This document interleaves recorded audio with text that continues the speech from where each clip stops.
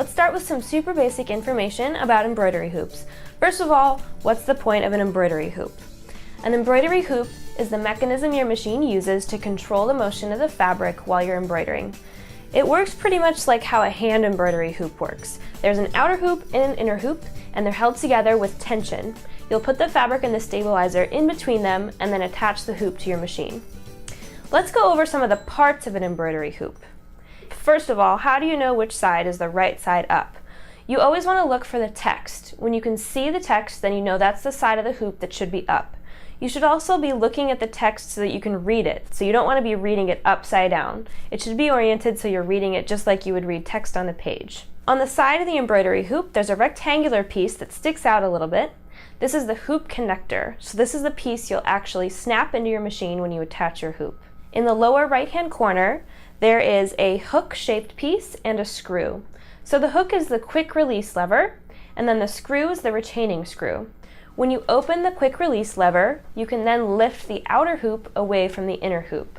When you're ready to reattach them together, you'll put the outer hoop around the inner hoop and snap the quick release lever back into place. You never want to force the quick release lever, so if it's too hard to snap into place once there's fabric in the hoop, loosen the retaining screw until you can snap it easily. Then you can tighten the retaining screw back up to make the outer hoop nice and snug against the inner hoop.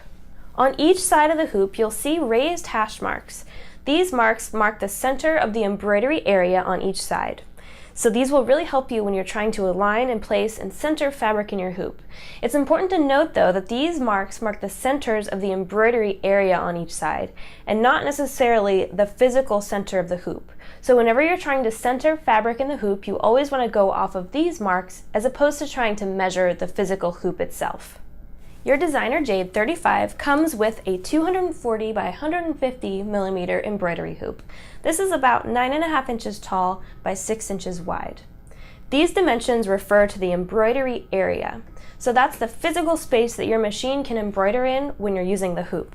If you were to measure the actual sides of the hoop, you'll find that they're a little bit bigger than the size listed. This is because there's a margin around your embroidery area that prevents the presser foot from hitting the edges of the hoop while you're embroidering.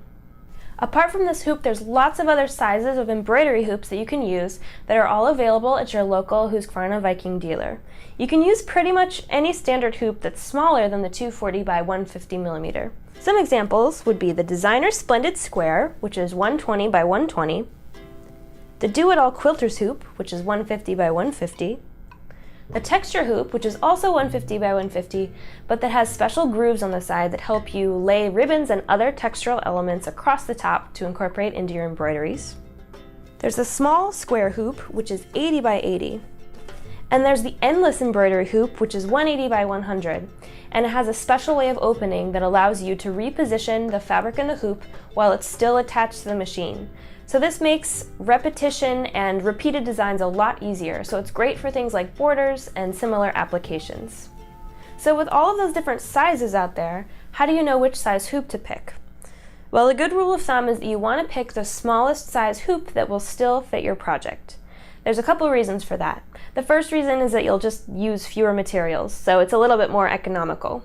The second reason is that it's more stable to use a smaller hoop, so more stitching per square inch of hoop space, basically. Because if you have a big hoop with just a tiny embroidery in the center, there's a lot of stabilizer and fabric around it that's not being held in place by anything. So smaller hoop is better.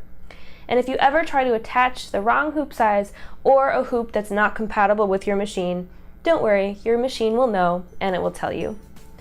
So hopefully that was a pretty good overview of the different types and sizes of hoops that are available to use with your Designer Jade 35. In the next episode, we are going to tackle how to hoop up your project.